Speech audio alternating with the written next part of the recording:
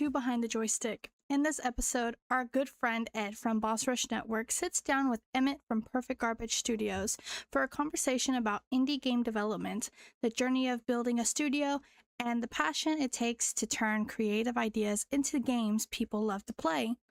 Whether you're an inspiring developer or an indie game fan, or just curious about what goes on behind the scenes, this conversation is one you won't want to miss.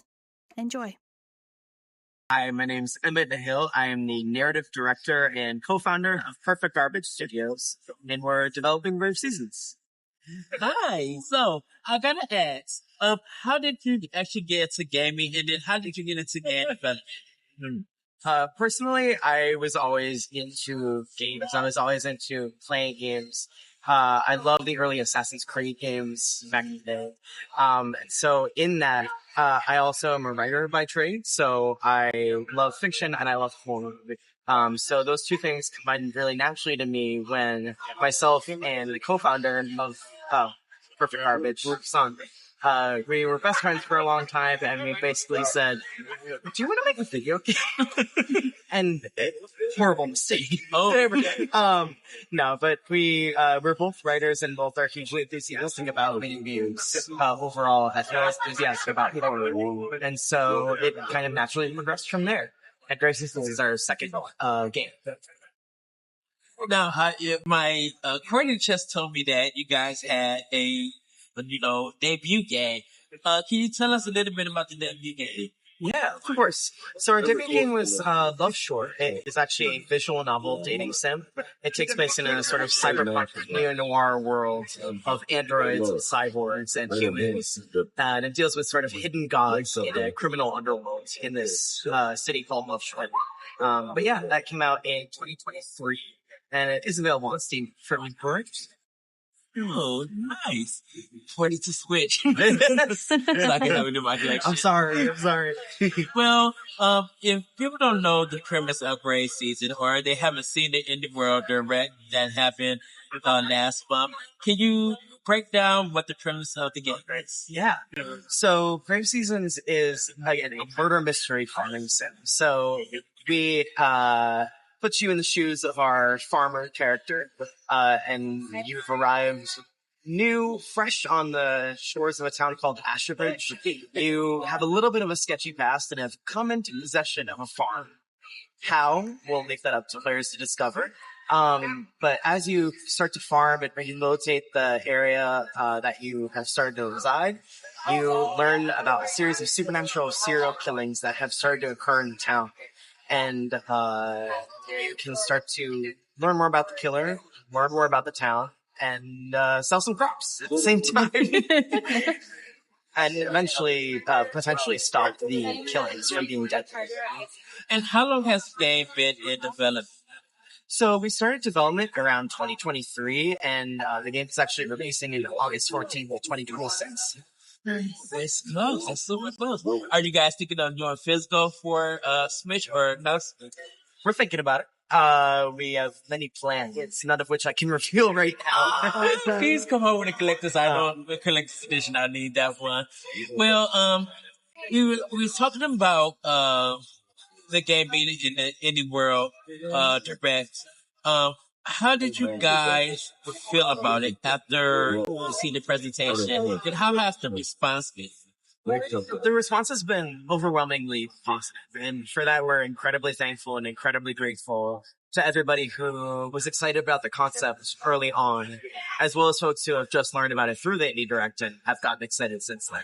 We're just incredibly grateful to Nintendo and also to Blumhouse for helping us put this game out in the world and make it what it is today. Is this with Blumhouse? Have they made a lot of games, or are they just now getting together? So they're in their first round of games that they've created, really. And they have a variety of awesome games. They just put out Free Soul, Theater of Idols, which is a first-person shooter, heavily inspired by things like Bioshock and Bloodborne. And in that you use your blood as bullets. So very different from Brave Seasons, but incredibly cool. And you can get that game. It's out now. You can get it on consoles as well as on Steam. They have a variety of other titles in their back catalog that they're starting to grow, which is really I was actually shocked that they was even into games. You know, Blumhouse is known for films and doing TV. And then when I seen this game, I'm like, oh, this is cozy. This is cool. Blumhouse games. Uh-oh, what's going on? Nothing good. Nothing. That mean, and that's kind of cool that you guys actually have a mixture of mystery and farming and cozy. Because it looks like that you could actually bring the cozy crowd and maybe the hardcore gaming, I should say. Was that your idea for the game design for it? Yeah, so we always wanted to honor both audiences, right? We didn't want to abandon the cozy folks in favor of the horror folks, or the horror folks in favor of the cozy folks. Like, we want to create a game, and I think, creating a game that can appeal to both audiences and give everyone something to latch onto and to get excited about. Are you kind of nervous? Because you guys are still in development, but like, are you kind of nervous that it's almost getting close to release season? And like, how do you feel about that? And how do you celebrate after this game is released? So, celebration is tough when you're a type A perfectionist studio like we are. We are all workaholics, for better or for worse. So I think we're gonna have to figure out how we're gonna celebrate it once it's done. Maybe get like 3 pizzas or something. I don't know. Pizza party. But yeah, we've paced ourselves well. I think we're nearing the end of development. We are just getting excited to promote the game and to hands of all the players. We've also been excited about it. Where do you guys be watching some of the streams for this game? Just to see how people react. Listen, on camera, no, I would never. But personally, you can't help yourself, right? You want to know, you want to see people react to stuff. But that's what things like PAX are for. I get to stand here and watch the streamers and awesome content creators like you guys react to the game, and that's been so cool. This is our first public demo. Yes. We were at Summer Games Fest before, but this is the first one where we get to just have regular players come up and interact with the game. That's been really rewarding. I am just very intrigued about how people reacting by watching the deck, or they don't know what's coming. Yeah. 100%. Very intrigued. Very excited to see people witness the horrors beyond their comprehension. All that stuff. It's been great to see people jump to be honest. It's a little mean, but it is very fun. It's a fun part of my job. Okay, and I just got 2 more questions before we head out. I'm doing a series called Video, and this year is going to be talking about personal interest, meaning games that you personally love, that you find the beauty in, but others don't. Like, they may not get why you may love a bad game, or you may love something like Grease because it helped you do something. Is there a personal game for you that you are that you're trying to find beauty? Or it can even be a visual, it could be a book or a novel. Yeah. So I'm a huge horror person, full stop, period. I love the genre. But a game that now is not accessible to a lot of people now, that was in the past, was the original Mirror's Edge game.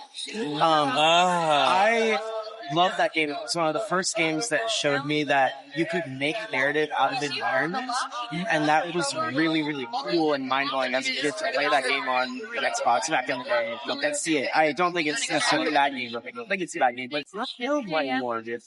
And I think that's a real shame. So that's the game that I think about when I think about interesting ways to construct a narrative without a ton of dialogue, a ton of cutscenes and stuff, because you're just playing as the main character and moving through the world and investing in this stuff. I think that was really formational to me as a young, burgeoning writer, game developer. Yes, then people are the part 4 that's going to get. It was something completely new. Nothing. I think it's a game that people didn't get. It has some flaws here and there, but I'm just like, with the movement and the travel and stuff, like, how can we respect it in Titanfall or Call of Duty, but we can't respect it in Mirror's Edge? Exactly. So that's a great answer. I love that answer. And my last question for you is, what is your go-to snack? Yes, okay, while developing, while writing, or you may find a new snack that we don't know about Okay. that you might want to put us on. What is that go-to snack? Okay, I'm a real sucker for a spicy snack. So purple Takis Fuego, that is my number one. They sell out quickly. They sell out quick. So you can tell that I like a spicy snack. I like a chip. I'm also a sucker for a good energy drink, but maybe not those two together. It's like acid reflux recipe. Yeah, I see you had the white monster. I know. Don't worry, our co-founder Corey, he loves the white monster. It's good. It's good flavor. For me, it's the mango. I love the mango. Mango's good too. Mango's good too. I like that. Yeah, they are kind of dangerous though. Yeah. Well, thank you guys so much. Where can they find you and how can they learn more about Gray Season? Yeah. So you can find perfectgarbage.com. Pretty easy. But Grave Seasons is available to wishlist on Steam. And it will be coming to consoles everywhere on August 15th. So you can find them on your console library and that nature. Me personally, you can find me at _Emnays, EMNAYS, at Fuskai and also X-Ray. And can they order the game on Switch? Or is there a downloadable demo coming soon down the line? Can't really say much about a demo at the moment, but maybe. Never say never. Please come on, Summer Direct. Well, with that, everybody, this has been just an interesting time. Please go visit this Gray Season. You would definitely enjoy it. Check it out. If you have not seen it in the indie world, what are you doing? Hop on and go see it. With that, everybody, have a great week, and we'll see you next time.